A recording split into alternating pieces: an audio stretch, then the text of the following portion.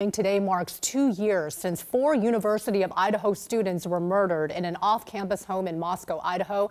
And as the college town continues to heal, the man accused of killing them waits for his trial. So let's take a look at how he got here and what is next as the state seeks justice.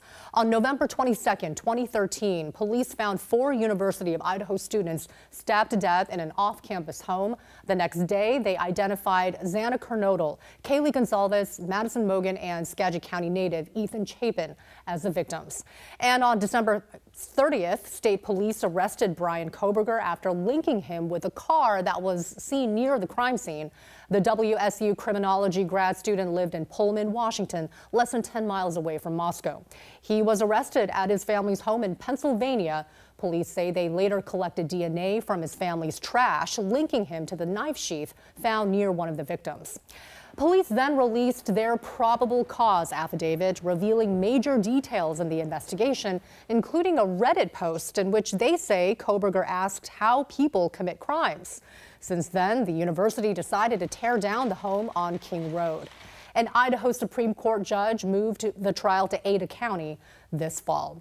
So Koberger's trial is scheduled to start next August, and it is expected to last 3 months. If convicted, he could face the death penalty, but this week, his attorneys asked a judge to take the death penalty off the table. They are arguing international, federal, and state law all make it inappropriate for the case.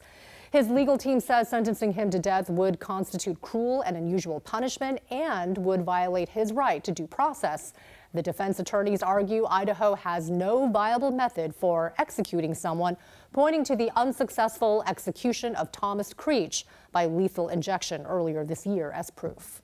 When somebody sits on death row and there's no real means of executing them, that is dehumanizing to that person. If you're going to challenge the means of execution, you have to, as a condition preceding, provide a available or an alternate, I should say, means of execution.